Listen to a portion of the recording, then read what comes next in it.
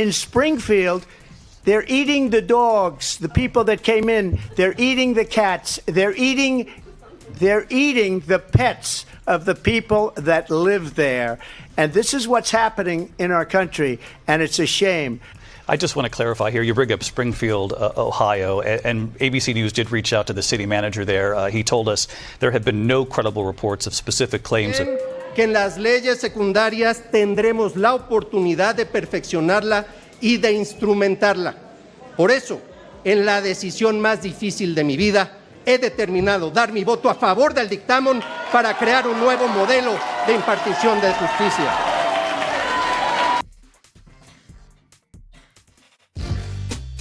Está comenzando Radio Contexto, un programa semanal de Carlos Buburrón y Héctor Guillén.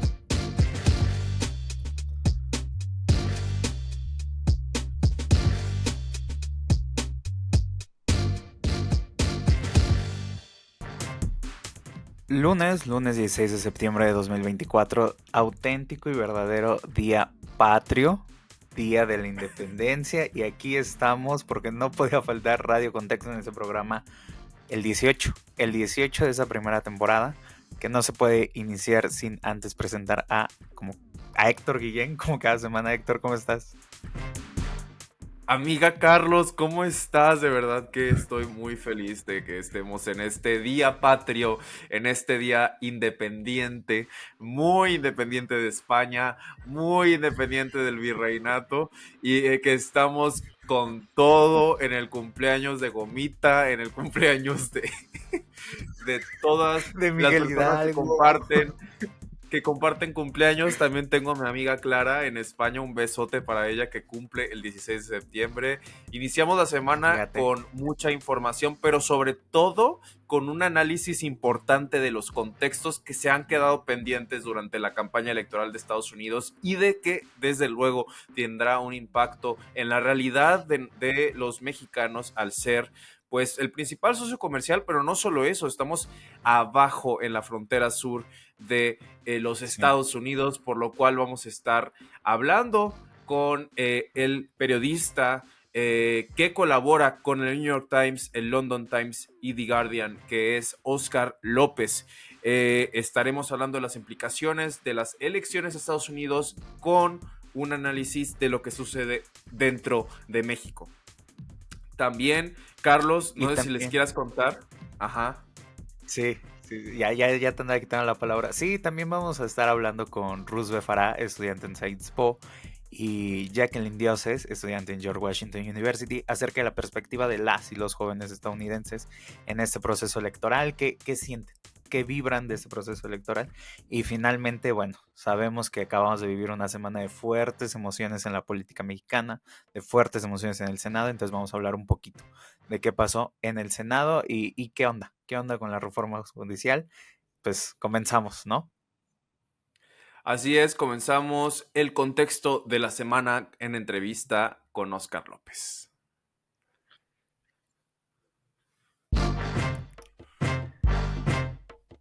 El contexto de la semana.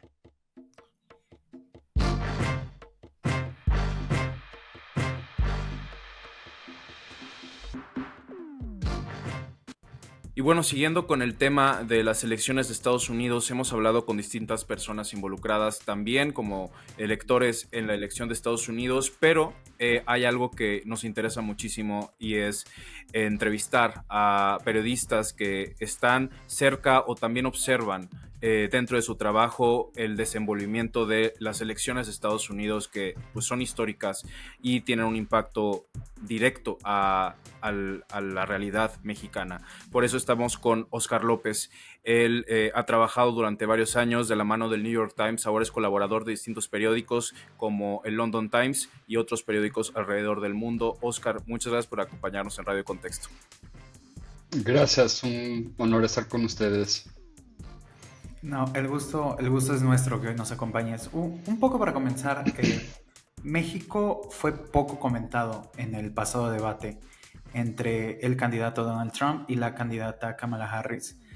¿Cómo leer un poco la escasa mención de México después de dos campañas presidenciales donde México se convirtió en un tema central del debate y la discusión pública, particularmente de los republicanos. Sí, yo creo que se notó la falta de la mención de México. Sí fue central el tema migratorio, obviamente, que es un tema muy importante, sobre todo para el candidato Donald Trump.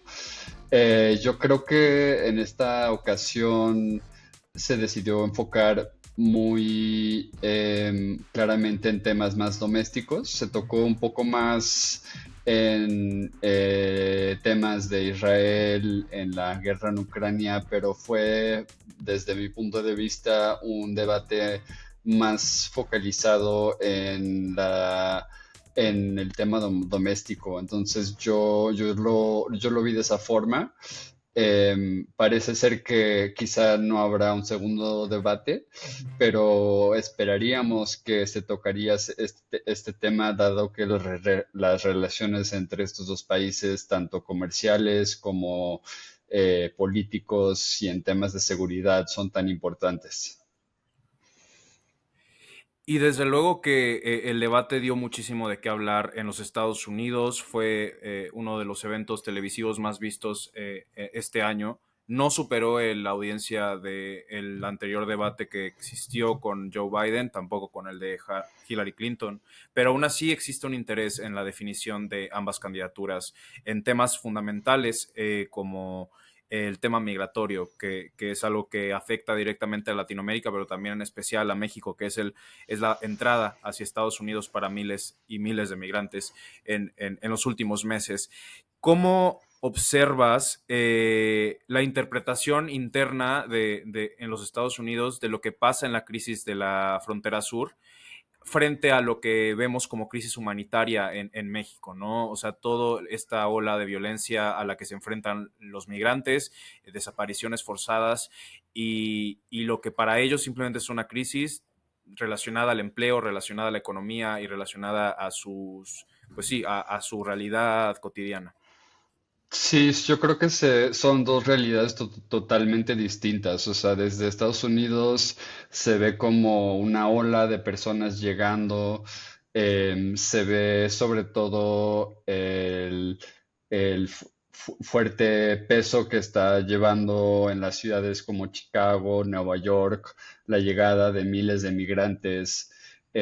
Sin embargo, lo que sufren los migrantes en el trayecto, ya sea cruzando el Darién, cruzando México, los secuestros, los asesinatos, las desapariciones, son temas que se tocan muy poco. Y la cuestión migratoria se vuelve como algo a veces absurdo, como lo vimos en el debate cuando Donald Trump tocó esta idea absurda de los migrantes haitianos comiéndose a perros, que fue algo totalmente infundado. Entonces sobre todo del lado republicano, es un tema que es utilizado mucho más como un juego político, yo diría, como pues llamar la atención de sus votantes, más que nada. Y se vio muy claramente cuando los senadores, tanto republicanos como demócratas, aprobaron una ley que hubiera dado más fondos para la frontera, y en el Congreso, gracias a Donald Trump, se frenó esa legislación justamente para llamar la atención y para indicar que el gobierno de Joe Biden no había podido controlar la migración en la frontera sur. Hay una cuestión interesante respecto al tema migratorio y el discurso que se empleó durante el debate, y es el hecho de que particularmente la sorpresa para mí viene del lado de Harris, de la escasa mención de empleo, diversidad o todas estas variables asociadas a la migración, y centrarse particularmente en la cuestión de seguridad. ¿Qué ha ocurrido en el debate público en Estados Unidos, particularmente en los demócratas, que han movido un poco su discurso a también tratar este tema desde la seguridad y no desde esos otros elementos que antes escuchamos, como la diversidad cultural, la oportunidad de hacer crecer la economía, el empleo. ¿Qué ha ocurrido o compartes esa perspectiva? Pues yo creo que sí, es un tema muy importante porque claramente la economía estadounidense no podría crecer, existir sin la migración. Y es un tema fundamental para muchos empleos, muchas industrias, la migración, sobre todo mexicana. Pero yo creo que en cuanto el Partido Republicano se ha ido más y más a la derecha y lo ha enfocado como un tema de seguridad nacional, los demócratas se han visto obligados a también como que moverse un poco más a la derecha en ese tema y tratar el tema como un tema de mm, solamente de seguridad nacional y no esta parte de oportunidad, porque ahí como que se abren al ataque, que quieren abrir las puertas y que quieren dejar entrar a miles y millones de migrantes. Y creo que hay como un poco, se ha perdido este equilibrio entre la idea de que puede haber una migración ordenada, hasta necesaria, importante, positiva, y ahora solo se enfoca en una migración que parece como una amenaza a la seguridad nacional de los Estados Unidos. Y otro tema que, si bien fue la única vez que se mencionó a México, fue el tema de las ensambladoras y en específico la invasión de China en el tema tecnológico y de carros, que de hecho, si cualquier persona que cuente con un coche puede notar en México la invasión económica de parte de las ensambladoras chinas que están llegando con modelos de carro en México y con las posibles intenciones de entrar al mercado norteamericano. Ambas candidaturas cuentan con posturas firmes ante China en cuanto lo vimos con TikTok, lo vimos con distintas empresas que han intentado penetrar el mercado norteamericano. Tenemos también del otro lado en México el tema de la reforma judicial y el impacto que puede tener económicamente en los tratados de libre comercio que en específico tiene con Estados Unidos y Canadá. ¿Cuál es la lectura que tú le das a este desenvolvimiento en los últimos días en específico de el factor China entre México y Estados Unidos? ¿Piensas que China realmente podría apostar a lograr permanecer intentando estar en el mercado norteamericano? ¿Piensas que Kamala podría endurecer las medidas en contra de los empresarios de China? Pues yo creo que sí habrá un intento de endurecer las relaciones entre China y Estados Unidos a nivel comercial, pero la realidad es que las economías China, Estados Unidos están totalmente vinculadas, entonces no creo que se podría lograr un desvínculo total. Entonces yo creo que va a haber quizá algunos pasos importantes, quizá algunos más simbólicos, pero yo no veo que se pueda verdaderamente separar estas dos economías que dependen tanto una de la otra. Lo que sí veo es que en esos espacios donde sí, y ya lo hemos estado viendo en estos últimos años, en donde sí logra separar un poco las economías y el comercio entre estos dos países, que México podría jugar un papel importante, ya que pues está la cercanía, obviamente, y hemos visto el tema del nearshoring que se ha vuelto muy importante. Y entonces creo que ahí en esas separaciones que sí se logren, México podría lograr un rol muy importante. Okay. Y siguiendo un poco en ese sentido, sin duda las condiciones del TEMEC refuerzan los lazos comerciales entre México, Estados Unidos y Canadá, y particularmente por las cláusulas sobre sobre el origen de las ensambladoras y demás. En ese sentido, pareciera que la relación México-Estados Unidos está afianzada por esa necesidad mutua, ¿no?, de colaboración por las propias reglas del juego internacional, de una regionalización de distintas actividades económicas. Sin embargo, está este otro factor que ya mencionaba un poco Héctor anteriormente, la aprobación de la reforma judicial y la posible incertidumbre legal que esto tendría. Y también está el otro factor, que es el factor seguridad, ¿no? El factor seguridad que ha sido sin duda una parte medular de la relación México-Estados Unidos en los últimos 20 años, pero desde antes lo era. Y especialmente, por ejemplo, en la detención del Mayo, el juicio que se sigue a Joaquín Guzmán en la Corte de Nueva York, y también, incluso me atrevería a añadir, el factor fentanilo, ¿no? Y este rebote de declaraciones que ha habido entre México y Estados Unidos al respecto. En ese sentido, sabiendo que la relación económica de alguna manera está ahí vinculada, estos otros factores de seguridad, legalidad que ocurren en México, ¿cómo podrían influir? A lo mejor no en la campaña, pero sí en los resultados una vez que pasen las elecciones, en el tipo de políticas que adoptarían el gobierno de Donald Trump o el gobierno de Kamala Harris. Pues yo creo que ya están influyendo en la campaña. O sea, mencionaste que México no se mencionó en el debate, pero la única mención que sí hubo fue en el tráfico de fentanilo. Entonces, yo creo que ya se está haciendo mención, que ya el tema de seguridad nacional, el tráfico de drogas, está siendo un tema central de la campaña y lo seguirá siendo. Vamos a ver los candidatos apostándole a la seguridad nacional, porque vemos que en Estados Unidos el tema del fentanilo, las muertes por los opioides sigue creciendo y siendo un tema cada vez mayor. Y creo que después de las elecciones vamos a ver cómo sigue esta cooperación binacional entre los dos países. Hemos visto que pues ha cambiado muy drásticamente entre Donald Trump y comparado con Joe Biden.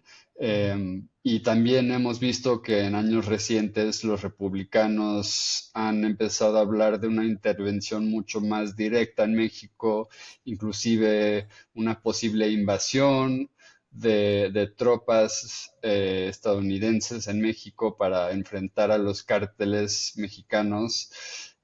No creo que eso sea una realidad, sería algo pues bastante drástico, pero creo que sí formaría parte de la campaña y de las ideas que se planteen en estos meses siguientes. Ahora tendremos que ver cómo se desarrolla la cooperación en cuanto a la seguridad. Si vamos a seguir viendo la estrategia que hemos visto en nuestros últimos casi 20 años, que es ir en contra de los capos, y como vimos últimamente, la captura del Mayo. Es otro ejemplo de una captura de un capo importante, que es algo muy mediático, pero no siempre atrae los resultados en cuanto a la seguridad a nivel local, porque muchas veces lo que vemos es una fragmentación de los grupos criminales y un empeoramiento de la seguridad, porque los grupos se crea un vacío de poder y hay una lucha entre los distintos grupos. Entonces, va a ser muy interesante ver quién gana la elección y cómo afecta la política de seguridad en México, porque influye mucho los Estados Unidos en cómo opera aquí en México. Saltando a otro tema que es algo que fue protagonista en el debate, es el tema de las fake news y de la desinformación y todo lo que se desarrolla con un personaje como Donald Trump en el debate frente a millones de estadounidenses, el tema de los migrantes haitianos, y en Springfield tenemos otras noticias que el grupo de Donald Trump y también de simpatizantes que están en Truth Social, que es su red social. Estamos frente a una fuerte guerra entre los hechos y las mentiras, ¿no? O sea, en las redes sociales se esparcen muy fácilmente, y creo que esa es la guerra que los periodistas y los medios de comunicación que al final están dedicados al fact-checking desde hace mucho tiempo, y sobre todo con la alza en popularidad de personajes como él. Vemos lo que pasa en Brasil con X, con Elon Musk.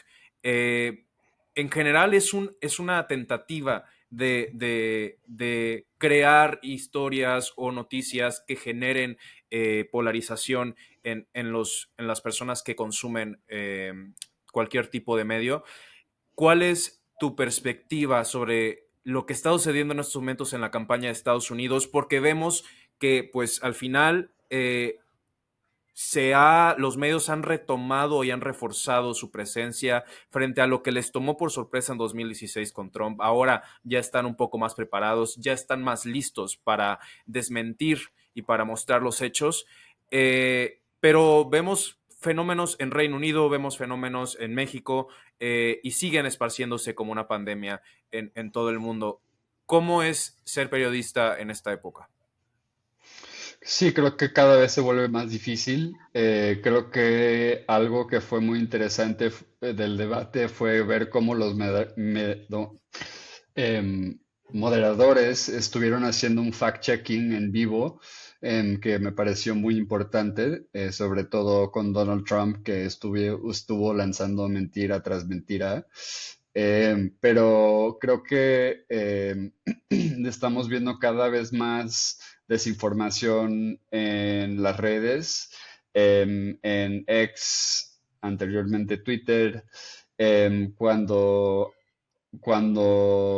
antes de que Elon Musk compró la compañía, había más reglas, más restricciones en el tipo de contenido que se podría postear, quizá un poquito más de fact-checking. Ahora parece que es un viejo oriente donde cualquier tipo de información puede existir y volar.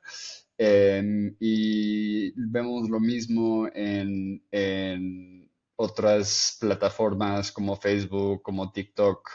Está también en cuestiones como TikTok, la influencia de China, el tipo de contenido que ellos están privilegiando y la influencia que eso puede tener en los usuarios.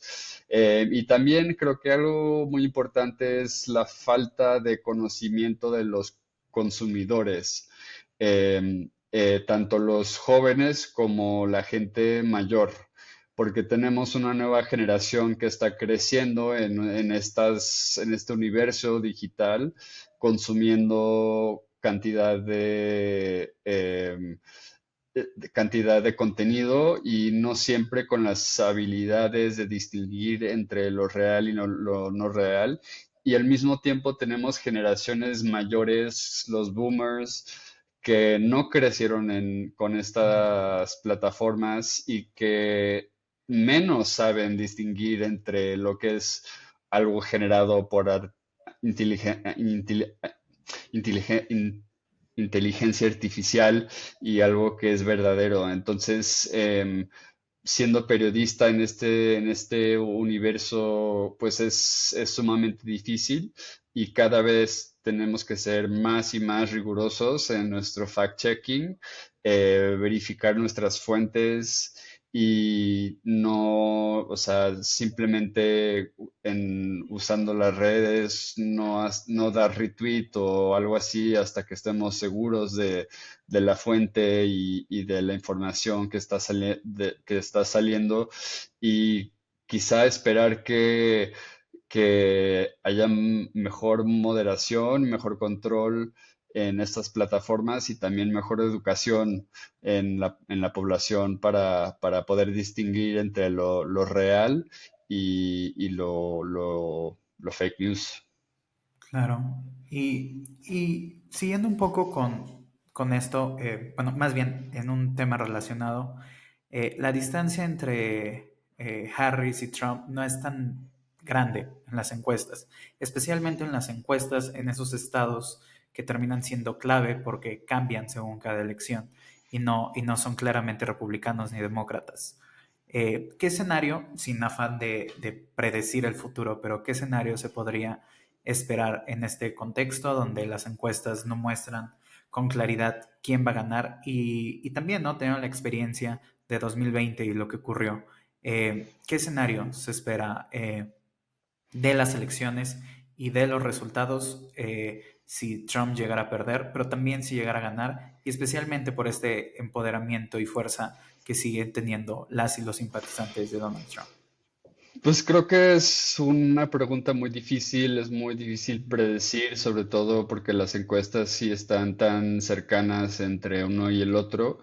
Creo que lo que tiene Donald Trump a su favor es que tiene votantes muy entusiasmados y él siempre va a tener gente que va a salir y votar por él, no importa lo que diga, no importa las mentiras que diga, y esa base existe en todos esos estados claves. Y entonces el reto para Kamala Harris va a ser convencer a suficientes votantes a salir y votar por ella. Y es un reto difícil porque ya tiene muy poco tiempo. O sea, normalmente las campañas en Estados Unidos inician pues muchos meses antes y con lo que pasó con la salida repentina de Joe Biden, pues ella es quizá alguien que poca gente conoce, aún cuando era vicepresidenta tuvo un perfil bastante bajo. Entonces yo creo que el reto para ella va a ser de verdad presentarse como candidata en esos estados y presentar el futuro que ella está, pues la visión que ella va a llevar para el país. Pero definitivamente va a ser algo muy, muy difícil. Y lo más importante yo creo que va a ser la motivación, porque en estos estados que son tan cercanos, son miles, a veces miles o cientos de votos que deciden la diferencia entre un candidato y el otro. Entonces, el poder de motivar los votos, ya sea en contra de Donald Trump, ya sea a favor de Kamala Harris, eso va a ser, yo creo que el factor clave en decidir esta elección. Oscar, pues muchísimas gracias por acompañarnos. En verdad ha sido un gusto platicar contigo, escucharte. ¿Dónde te podemos seguir? ¿Dónde podemos leer tu trabajo para conocer un poco más? Pues yo estoy en X como Oscar López Gib. No estoy posteando tanto, ya que ahorita estoy trabajando en un libro, entonces estoy más enfocado en esa investigación, pero por ahí estoy publicando todavía en The Guardian y en otros medios. Muchísimas gracias. Pues gracias a ustedes, ha sido un placer. Durante las últimas semanas, Kamala Harris obtuvo la encomienda de Joe Biden para ser la candidata demócrata en 2024. Y días después escoge a Tim Walz como su compañero de fórmula, un padre de familia, profesor y veterano de la Guardia Nacional, que a opinión de muchos es carismático y simpático. Del lado republicano, Trump mantenía una fuerte ventaja sobre Biden, fortalecida por el intento de asesinato que rompió el Internet. Un intento de asesinato que pierde relevancia al ser público su autor y móvil, un joven republicano que robó el arma de su padre. No es que el evento no sea traumático para la democracia americana, es que el mismo Trump no podría insistir en recordarlo, sobre todo cuando su estandarte político es defender los derechos a la Segunda Enmienda, el derecho a portar armas. If you take away guns, she wants to take away everyone's gun. If you take away guns, can't do it. Because people need the guns for protection. Mientras tanto, las escuelas siguen enfrentando tiroteos y los estudiantes siguen muriendo. J.D. Vance, su compañero de fórmula, un joven político con malos comentarios infames, No le importa el impulso que su campaña esperaba. Entre días de mítines políticos en público, arenas a reventar, filas para escuchar a candidatos, la gente moría por ver un debate y después de una confusa decisión entre si Trump quería o no ir, el debate en ABC News llegó a suceder. De eso hablamos con Roosevelt y Jacqueline. Roosevelt es estudiante de posgrado en ciencia política en Sciences Po, en París, pero nace en Nebraska, en una ciudad a 1 hora en automóvil del pueblo natal de Tim Walz, candidato a la vicepresidencia junto a Kamala Harris. Jacqueline Dioses es estudiante de George Washington University y vive en Pensilvania, un estado clave para los demócratas. Ambos nos brindan el contexto de las elecciones desde el exterior e interior de los Estados Unidos para Radio Contexto. Right, yeah, so I finished watching it today as I was asleep. Roosevelt nos dice, sí, vi esta mañana el debate, fue realmente una oportunidad para que Harris pudiera demostrar que está calificada para competir con Trump y llegar al puesto de presidente, y para que Trump promoviera sus ideas por segunda vez. Promote his ideas again a second time, especially what really. El primer debate en CNN entre Biden y Trump resultó en un desempeño pobre de Biden que terminó por avivar las dudas sobre las habilidades del presidente para renovar su mandato. Esta era la oportunidad de Harris de provocar a Trump y engancharlo. De acuerdo a mi perspectiva y la de muchos analistas, eso fue justo lo que logró. Aparte, fue un desempeño mucho más agresivo el de Biden en el pasado. En el último debate, Trump se enganchó y se puso mucho más agresivo, que era justo el plan de Kamala Harris.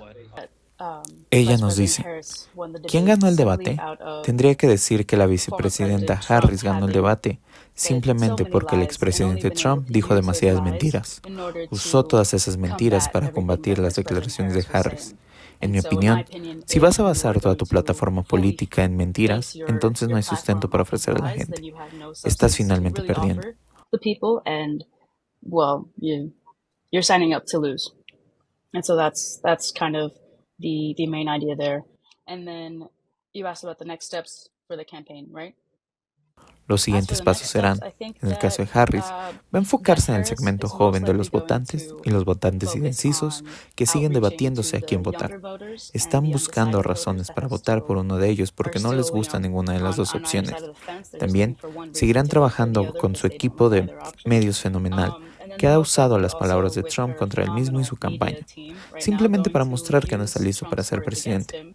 En el caso del equipo de Trump, hará un control de daño sobre sus declaraciones, como el acusar a los migrantes de comer perros y gatos en Springfield. Es algo increíble. Se está diciendo que el debate fue un 3 contra 1 y por eso no tuvo la oportunidad de ganar el debate. Es solo control de daños del equipo de Donald Trump.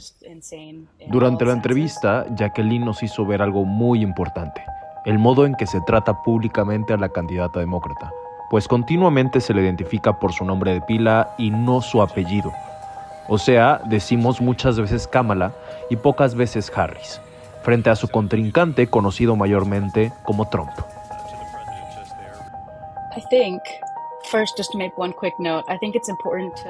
Jackie nos dice, quisiera hacer un apunte. Creo que es importante referirnos a la vicepresidenta como Harris y no Kamala, porque existe una diferencia cuando nos referimos a una mujer por su primer nombre y a un hombre y su apellido, porque nadie dice Donald y esto le da el poder al sistema patriarcal de los Estados Unidos. Así que yo recomiendo usar Harris en vez de Kamala, o al menos refiriéndonos de la misma manera cuando hablamos de ambos candidatos.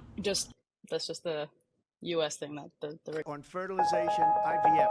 And the other thing, you should ask, will she allow abortion in the 8th month?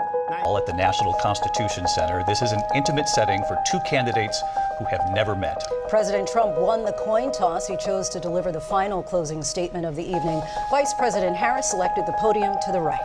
So let's now welcome the candidates to the stage. Vice President Kamala Harris and President Donald Trump. Largely, it's just been the Harris campaign.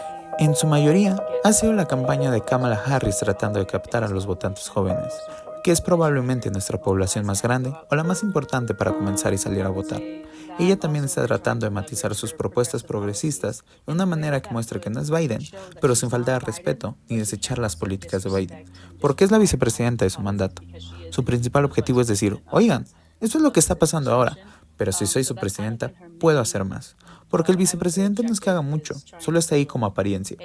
Ha estado intentando hacer eso y la reacción ha sido mixta por parte de los jóvenes. Creo que todos están más tranquilos desde que Joe Biden salió de la nominación, pero la gente no estaba precisamente feliz de que Harris fuera la candidata al principio.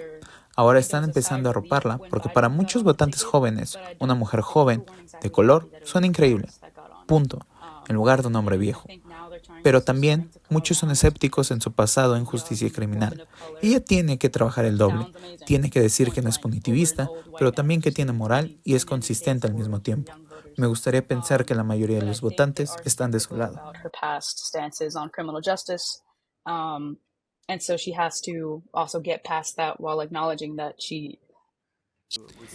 En tu perspectiva, ahora que Kamala Harris logró su cometido, ¿cómo afectará la campaña en los próximos días? Roosevelt nos dice, lo primero que puedo decir es que desde luego que la campaña no ha acabado, así que cualquier cosa puede suceder en los próximos días. Por ahora, pienso que el debate fue un gran impulso a la campaña demócrata. El último debate en mayo fue en definitiva un impulso a Trump. Puedo ver a Kamala Harris tomando una postura mucho más firme y energética hacia Trump, con muchas más críticas. Mi predicción es que hará declaraciones que harán enojar aún más a Trump. Hasta ahora, parece que no sucederá otro debate.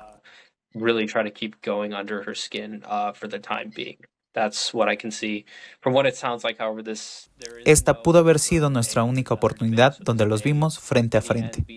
Ahora, nos toca ver cómo actúan los dos en sus respectivas campañas. La campaña aún sigue muy reñida.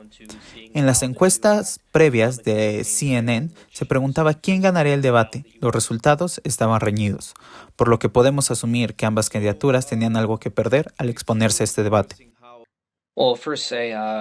Regarding the debate, as you said, it seemed like this was not good for Trump. Al acabar el debate, Kamala Harris fue la ganadora y quedó claro en la BBC, CNN, Político, NPR, New York Times, incluso en medios conservadores como Fox News. Pero en cuanto a si esto cambió el rumbo de las tendencias electorales, creo que la mayoría de los estadounidenses han tomado una decisión de a quién van a votar. Aunque existe una minoría indecisa o inclinada a votar independiente, como algunos que pensaban votar por Biden, pero viendo el debate de CNN hace meses, pusieron en entredicho votar por Trump o anular su voto. Mucho del demográfico que ayudó a ganar a Biden en 2020 fueron los electores jóvenes, y todo indicaba que su entusiasmo por esta elección era muy bajo. Muchos estadounidenses en París no estaban muy felices por su candidatura. Algunos pensaban anular, u otros, de plano, querían votar muy a fuerzas por Biden. Veremos mucha más energía a partir del debate en el lado demócrata. Trump debe de tomar decisiones que aporten a la campaña. Sources, BBC, CNN, Politico, NPR, New York Times, even other more. Desde luego, hay mucho que puede pasar en la campaña. En la política americana, decimos que siempre existe la sorpresa de octubre. Siempre sucede algo inesperado y cambia el rumbo de la elección. Unfortunately, there is part of the, especially young voters and the minority voters, that don't seem to really want to go out and do their part. Jackie nos cuenta, desafortunadamente existe una mayoría de los votantes de las minorías que no quieren hacer su parte del trabajo e investigar las propuestas. Todos mis primos, mis abuelos, mis familiares piensan que Trump es el indicado. Y es porque solo miran el aspecto económico. Tampoco entienden muy bien cómo funciona el sistema. Cuando te conviertes en presidente, si acabas el primer mandato, pues son 4 años. Todo lo que has promovido se empieza a poner en efecto y no se ven los efectos hasta dentro de 4 años. Por eso todos esperan estar en una reelección para estar en el puesto y así ver los efectos de los cambios.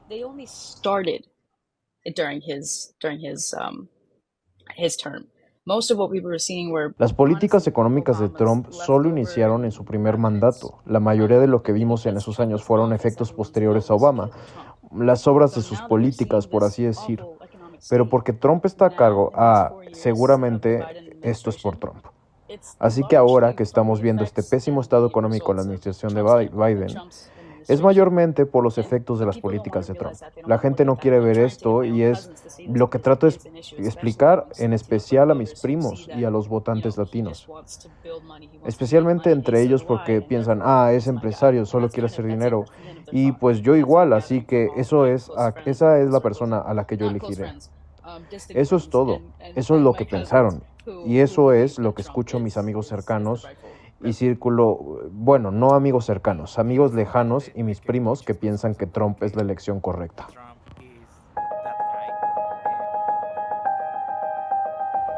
Entre las personas latinas en Estados Unidos que se encuentran en esa postura de pensar que Donald Trump tuvo un mejor desempeño económico como presidente, está Isabela Guzmán. Ella trabaja en Las Vegas y junto a su familia tratan de sacar lo mejor que puedan de su trabajo. Ella me cuenta un poco de lo que ha sufrido la población trabajadora de clase media respecto a la inflación. Creo que lo que más ha cambiado, yo creo que el cambio más grande que yo he notado es cuando viene la inflación. Desde la pandemia, bueno, tú sabes, o sea, todo lo que fue con el supply chain, que cambió muchísimo todo y que pues había escasez de literalmente todo. Entonces la inflación subió un buen y por un ratito se bajó y se controló, pero otra vez está como en un alto. O sea, yo el otro día fui al súper y gasté, nomás por una persona, despensa de una semana, $90, que se me hace que es mucho por una persona. Y tampoco compré así muchísimo ni nada, o sea, compré para hacerme 2 comidas en casa diario. Claro. Entonces, ahorita yo creo que el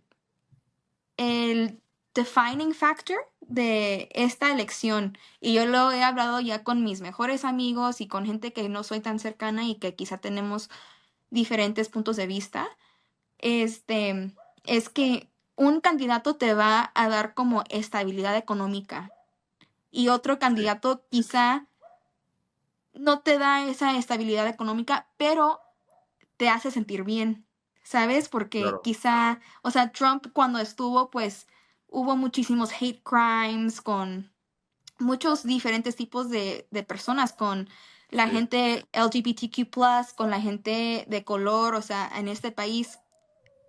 Y Kamala, yo creo que va a ayudar en ese aspecto y también en el aspecto moral, que yo creo que ella va más con mis morales y lo que yo pienso, pero se me hace muy raro que yo tenga que elegir entre estar estable económicamente o votar por alguien que es moralmente bien, que está moralmente bien, ¿sabes? There was a lot of shock. Now, I would like to say Roosevelt nos dice, fue un gran shock. Quisiera apuntar que no es la primera vez que sucede en la historia de Estados Unidos este cambio de timón.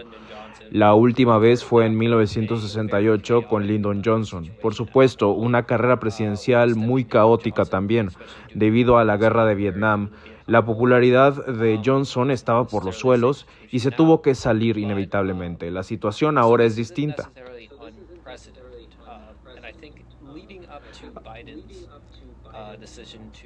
En un punto de la campaña se sabía que la salida de Biden era inminente. Creo que al momento en que llega lo esperado, comienzan las dudas de quién será la persona que tome la encomienda. Abogados y donaciones de por medio, Kamala Harris tenía un índice de aprobación aún más bajo que el de Biden. En ese momento se pensaba que Gavin Newsom, gobernador de California, podría entrar al quite por la candidatura, o la gobernadora Gretchen Whitmer. Y realmente, cuando Biden otorga su apoyo a Kamala Harris, todos los demócratas la respaldan en automático, sabiendo que era la única que podía luchar contra Trump. than Biden did. So there was questions. I know I'll try to stay away from JD Vance for now because I'm sure there'll be other questions about him, and then we can get to him a little bit later on. But regarding Walz, as you mentioned, yes. Rusbe nos dice, Tim Walz efectivamente nace en Nebraska, en mi estado natal. Él nace en un pueblo en Nebraska de Occidente, en la parte rural. Ahí se convierte en profesor, después se une a la Guardia Nacional, luego se muda a Minnesota, donde su esposa radica, y ahí es donde se vuelve coach de fútbol americano. Él luego busca un escaño en la Cámara de Representantes de Minnesota, en un distrito republicano, donde finalmente lo arrebata el republicano que lo ocupaba, y se queda hasta el 2018, donde gana la gubernatura. The incumbent at that time, and he held that seat until 2018 when he decided to run for even when he became, or at least initially. Lo que tengo entendido es que no era tan conocido, o al menos cuando inicia su gubernatura no lo era. Pero al menos con las personas independientes y demócratas de Estados Unidos, muchos están impresionados con su carisma, la energía que ha traído a la campaña. Yo creo que se debe a su apariencia, que apela a la Nebraska rural, la población trabajadora del medio oeste americano. Podemos decir que Nebraska no es un estado muy liberal, es muy republicano, de hecho. Trump ganó aquí por 20 puntos. Per pick, and I guess part of the other reason was his appeal. He's supposed to call in the National Guard or the Army, and he didn't do it. I couldn't get you, Governor. So I sent in the National Guard to save Minneapolis. Or some of the maybe potentially not great things that may come with Walz.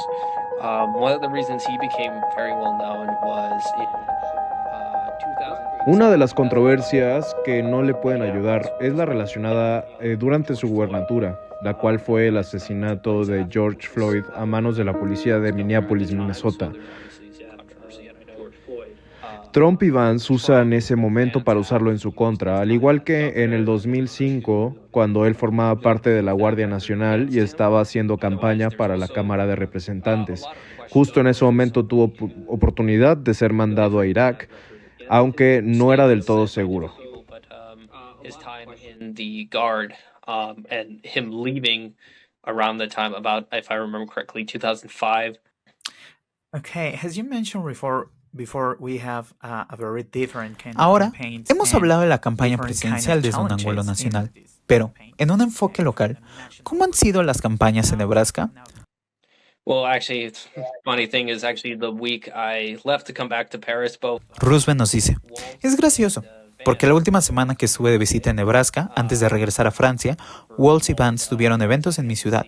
Y en el caso de Walz, intenté conseguir un lugar en vano, porque se acabaron los espacios muy rápidamente. En el caso de Vance, el asistir a su evento tenía un costo de 20,000 pesos mexicanos, por sentarte a una mesa y conocerlo en persona.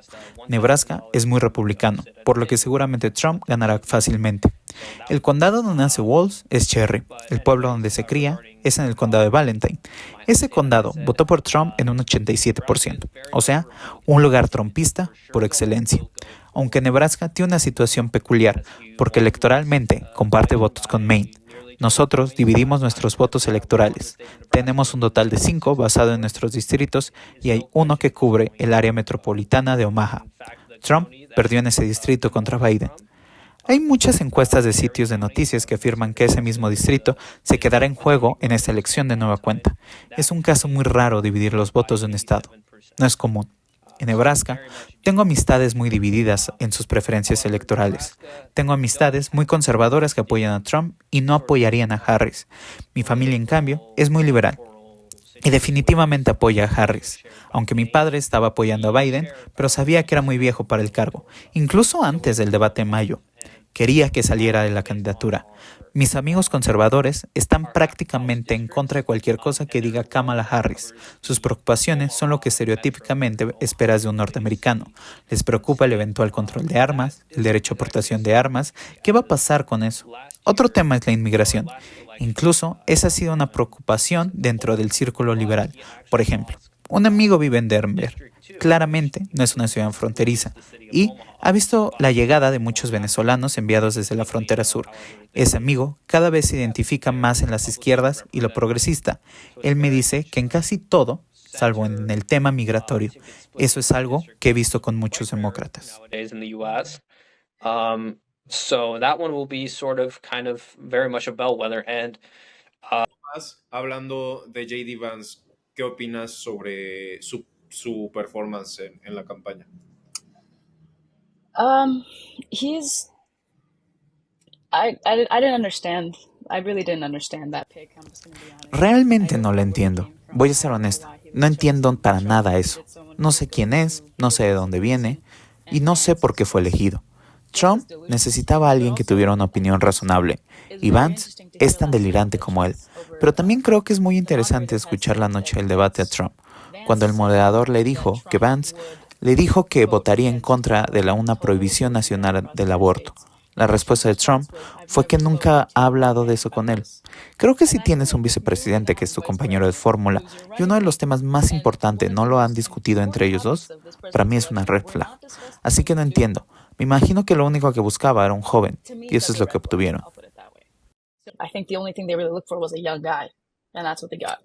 ¿Cómo se está desempeñando cada una de las campañas, la de Harris, la de Trump, en tu estado donde vives? ¿Cómo se vive un poco ahí la elección? So I am in the great state of Pennsylvania, which is what we call a Estoy en el gran estado de Pensilvania, que es lo que llamamos un estado clave o swing state. Estoy segura de que lo han escuchado en algún momento. Cada estado generalmente son o azules por demócratas o rojos por republicanos. Y algunos estados son morados porque no sabes bien hacia dónde vas políticamente. Así que Pensilvania es un estado muy interesante. El estado es un rectángulo que de un extremo tienes a la ciudad de Pittsburgh y en el otro extremo tienes a la ciudad de Filadelfia. Y a veces los condados cercanos suelen ser azules. El resto del estado es rojo. La zona rural es roja.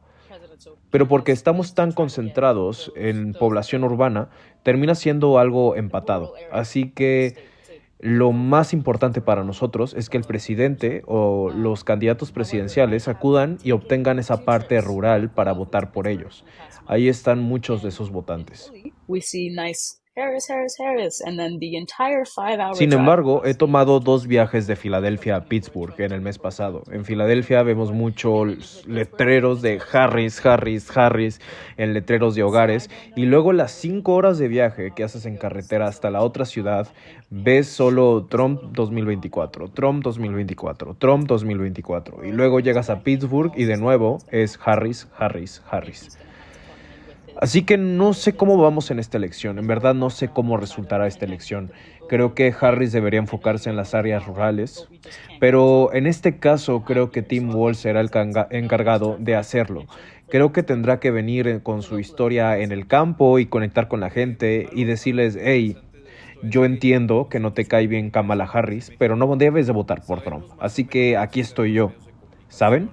Para encontrar un poco de conexión y así para que vote en azul. So I'll help you guys out some, you know what I mean, to try to find some connection for them to vote blue this election. ¿Cómo es lo que tú has conocido? ¿Cómo es acercarse al rural vote de Estados Unidos? ¿Qué eventos se tienen que hacer para acercarse al voto rural en el caso de Pensilvania, por ejemplo? Well, typically, from as far as I know, is you pick a pretty farm and you go pick some apples. Bueno, típicamente, lo que sé es que escoges una granja bonita y sales a agarrar manzanas. Eso es todo. Solo vas a sus áreas, entras, tomas su autobús y vas caminando diciendo hola. Ellos suelen hacer eventos públicos, town halls, que son personas en un podio y gente que viene alrededor. Ahí hablas con la gente que vive por esa zona y logras ver si convences a quien sea que esté de tu lado. Eso es todo lo que puedes hacer. No tienen mucho alrededor, no tienen arenas, tienen granjas, tienen edificios muy pequeños de 2 pisos. Eso es lo mucho que puedes hacer.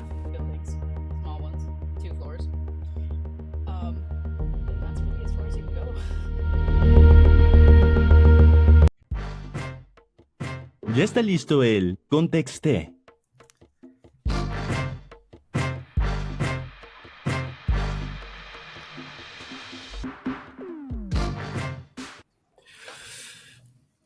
Bueno, amiga, la verdad es que ahora sí que el té está ardiendo en relación a tema legislativo y todo lo que se desenvolvió en la aprobación Sí. de la reforma judicial, un tema que hemos tratado en distintos episodios con distintos invitados, y que definitivamente tendrá repercusiones, como ya lo ha mencionado Tito Garza, como ya lo ha mencionado Leslie Jiménez en este espacio, repercusiones muy serias para el funcionamiento de el sistema judicial de este país. Carlos, pero Así ahorita no vamos a hablar de las repercusiones, vamos a hablar del té de que lo que se fue vivió.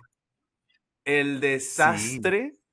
desastre que fue esa aprobación, cómo quedó tan mal y tan deteriorada la imagen de Adán Augusto como líder de la bancada en el Senado y, bueno, del desempeño y de las palabras, de los discursos y también de las mentiras que sucedieron ese día. Todo por Sí. aprobar la reforma judicial en los tiempos de López Obrador. Carlos, pero tú fuiste alguien que estuvo al pendiente de la transmisión del canal del Congreso y que Sí. estuvo pegadísimo a la verdadera y auténtica televisión que estaba transmitiendo todos esos momentos. Así que, Carlos, cuéntanos qué es lo que pasó. No, bueno, pues a ver, de entrada empezaron tempranito el martes, todo en orden, todo bien, pero un poco antes de que iniciara pues la discusión, anuncia Movimiento Ciudadano que uno de sus senadores no lo encontraba.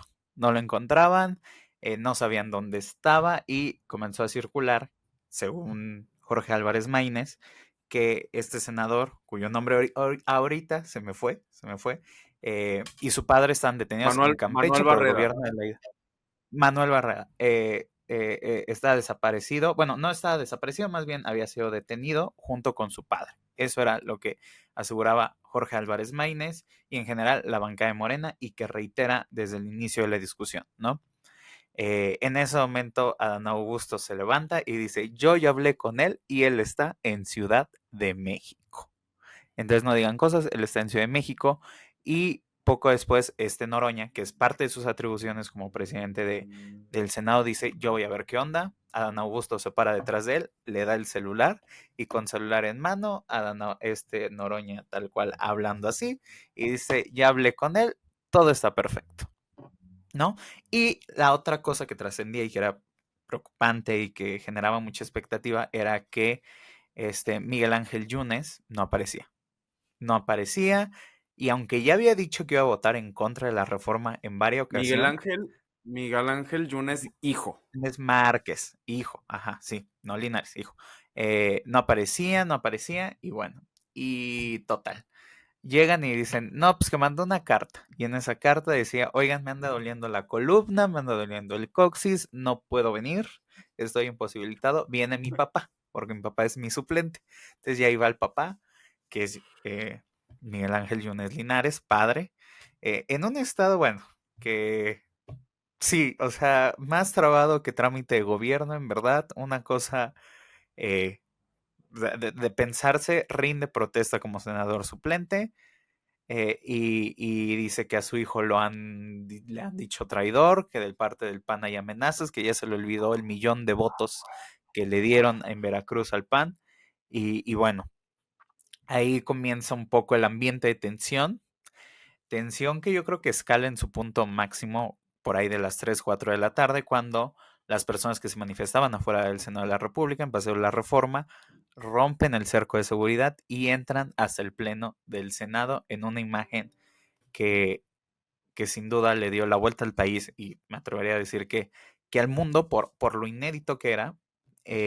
Hay que decirlo, usualmente el Senado está más protegido de lo que estuvo en la sesión del martes. Entonces sí fue fácil entrar porque no tenía nivel de protección. No hablemos de barricadas ni nada, o sea, simplemente protección en plan policías dentro del interior del recinto, no granaderos, no nada de eso. Entonces la sesión se movió a la sede alterna, allá en Chicotecatl, muy cerca de donde está la sede principal. Y bueno, desde ahí se votó esta reforma. El PAN la oposición intentó tomar la bancada, el oficialismo también toma la bancada, todo el mundo estaba, no la bancada, perdón, tomar el pleno, ¿no? Tomar la tribuna. Y bueno, ahí quedó.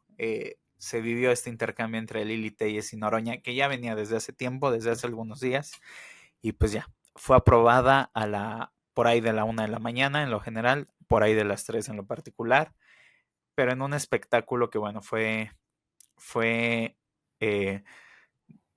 humillante a mi gusto, o sea, a mi parecer fue humillante en muchos sentidos, por el nivel de discusión que se alcanzó, por el tipo de diálogo que no se dio, y que nos deja con esa sensación de, bueno, ¿qué otra cosa se puede esperar, ¿no? Y ya, así fue aprobada la reforma. ¿Cómo ves? Amiga, yo creo que sí es sí llegaron a un nivel, o sea, tocaron fondo para mí en el aspecto de aprobar esta iniciativa. Creo que fue aprobación en el sentido de un capricho del líder de la Cuarta Transformación. Creo que tuvo implicaciones que demeritan en absoluto todo lo que se ha construido en los últimos años, ¿no? O sea, hablaban incluso algunos que forman parte de la Cuarta Transformación, que al final, a ver, la Cuarta Transformación es casi como decir que eres feminista, ¿no? O sea, es una cosa que ya es amplísima en todos los sentidos. Y uno de ellos es Hernán Gómez, que desde luego se desmarca del apoyo. Ajá, del apoyo a la reforma judicial. Hubo otros integrantes de la Cuarta Transformación o de Morena que no fueron tan vocales. Estuvo la ausencia en momentos de la ex ministra Olga Sánchez Cordero, que también desde luego se sospechaba. Se sospechaba que no estaba de acuerdo con la reforma, pero que definitivamente jamás fue pública en ese aspecto. Y, en fin, yo creo que hubo momentos desagradables, en especial creo que el tema del senador de Movimiento Ciudadano, en el sentido que haya sido, ya sea que haya sido un acuerdo entre Morena y Movimiento Ciudadano para hacer este show, me parece asqueroso. Y también si Morena mintió en decir que estaba en perfectas condiciones legales y que no había necesidad de que faltara a la sesión Manuel Barreda, también fue una mentira del lado de Adán Augusto. Se lee entre líneas que existe, yo creo que aparte de todo, un cuestionamiento al liderazgo de Adán Augusto, de cómo trata a sus compañeros de bancada. Andrea Chávez hablando en la discusión, me parece, o sea... O sea, creo que nomás es la pregunta, ¿por? ¿Sabes? Sí. O sea, ¿y con qué? No voy a ampliar porque creo que ni siquiera hay necesidad de ampliar en eso, pero me parece que no tiene sentido. Se sabe por trascendidos de la política online que muchos compañeros del partido de Morena están cada vez más cuestionando al líder de la Jucopo, que es Adán Augusto, la manera en la que se manejó, ¿no? Él al sentirse al final el que pues consigue que se apruebe en lo general y en el Senado la reforma judicial. Pero hay algo que también me llama mucho la atención de todo esto, y es el nivel de discusión de ambos lados. No vemos a Lili Téllez siendo esta Lili que le Téllez. encanta el show, aventarle monedas a Miguel Ángel Yunes, que debo de decir que si algo ha hecho bien Lili Téllez entre todas sus locuras, esa creo que me encantó. Me encantó que le Sirvió aventaran... un concepto, sí. Sí, ofreció Sí, concepto. aventando 3 monedas, ¿o cuántas? 3 monedas de 10 pesos. 10 monedas. 10 Sí, monedas como ajá, Judas. a Miguel Ángel Yunes, padre, que estuvo pues sustituyendo a su hijo, porque no cabe duda que el nepotismo es tan obvio, ¿no? O Sí, sea, no, creo que ese fue el asunto, amiga. O sea, creo que fueron obvias, fueron muy sí. obvias. O sea, Andrea Chávez con Adán Augusto, luego vemos al papá de Miguel Ángel Yunes sustituyéndolo con una cara de que tomó las 12 líneas del metro antes de llegar al Senado. Güey, o Ajá. sea, de verdad era un nivel de cinismo de la clase política mexicana que yo quisiera advertirles que si siguen haciendo así de cínicos, va a pasar algo que no les va a gustar en algún punto de el sexenio y que necesitamos que se tomen en serio su trabajo, porque de verdad esto fue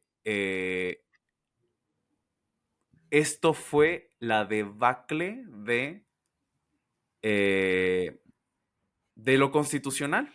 O sea, de verdad me parece que se bajó el nivel está en el subsuelo y amiga, no sé, ya no me puedo ampliar tanto porque de verdad no voy a estar ciclándome Sí. en críticas, pero ¿cuál es tu apreciación? Híjole, yo creo que sí es un triunfo de Morena en el sentido de que lograron lo que querían al costo que fuera y creo que aunque posiblemente no tenga ningún efecto en términos de castigo electoral, ese costo que fuera en términos de discursivos o de la capacidad, al menos para con un sector, de llegar y creerse esas carmelitas descalzas que les encanta creerse, pues no, o sea, no lo son, nunca lo fueron. Creo que aunque digan que no, esa escena de aplaudiéndolo a Miguel Ángel, de la banca de Morena, movimientos de la banca de Morena, PT y el Verde aplaudiéndole a Yunes entrando al Senado, después de todo, ahora sí que después de tanta mierda que le echaron, llegar y aplaudirle y que algunas figuras que según son también el epítome de lo que es la transformación y de los tiempos de mujeres, como hay que decirlo, Citlali Hernández saludándolo de mano, tal vez, o sea, puedes ahorrarte todo eso, o sea, ya, que entre, no lo aplaudimos ni lo saludamos, ya, ocupamos su voto, nos da su voto y vemos qué pasa, pero esa suerte de alabanza y de redención en la historia, pero que se matiza de pronto y dicen, no, es que la historia sí lo va a juzgar, es que a mí no me interesa que lo juzgue la historia, a mí me interesa que alguien que está vivo y que cometió delitos los pague, ¿no? Entonces creo que en general la discusión de esta reforma deja claro temas como el nepotismo, la falta de claridad y contundencia de las personas legisladoras, de conocer lo que aprueban, como mostró Patricia Armendariz, que no tenía ni la más mínima idea de lo que votó, de los discursos vacíos, como lo es la traición a la patria, el poco amor al pueblo, que suenan muy bonitos y suenan muy impactantes, pero en realidad no sirven para nada en términos reales. Eh, de la incapacidad de negociar, de la incertidumbre y de aprobar una ley, que aún no quedan claras muchas cosas, de la comentocracia mexicana, que creo que ha sido incapaz de articular argumentos y creo que sigue muy enfrascada en esta lógica de tener mesas donde estén los dos lados, los que están a favor y los que están en contra, sin darse cuenta que hay un en medio que puede ofrecer argumentos reales sin decir esto nos lleva a Venezuela o esto es la mejor reforma que se ha aprobado en este país y creo que de eso también se tienen que hacer responsables los medios de comunicación de alimentar una narrativa en dos polos solamente y además en dos polos llevando a elementos que con trabajo saben hacer una oración con sujeto, verbo y complemento, ¿no?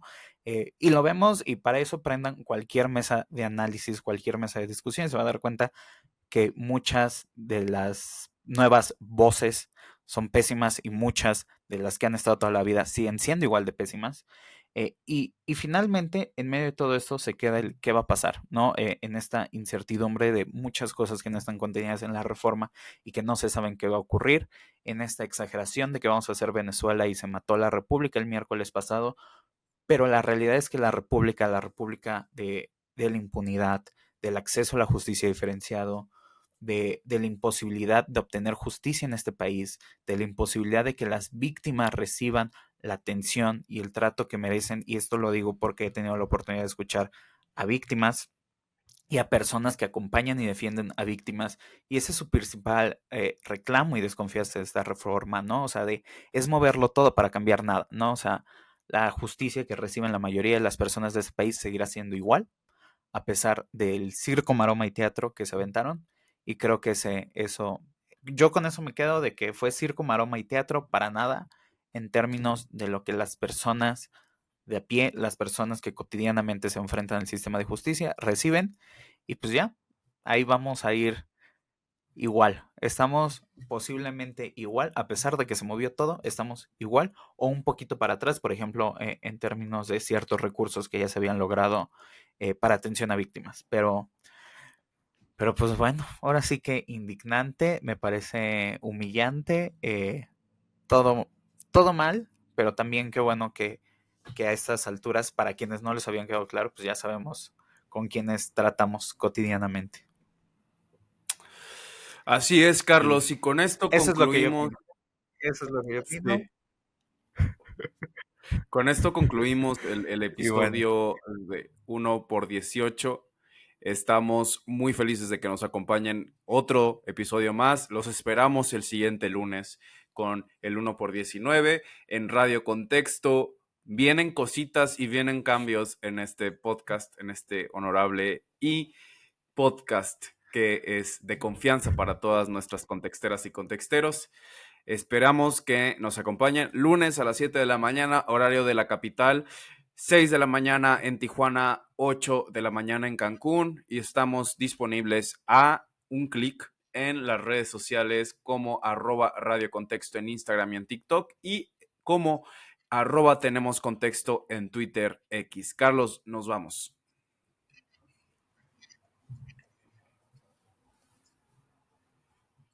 Nos vemos.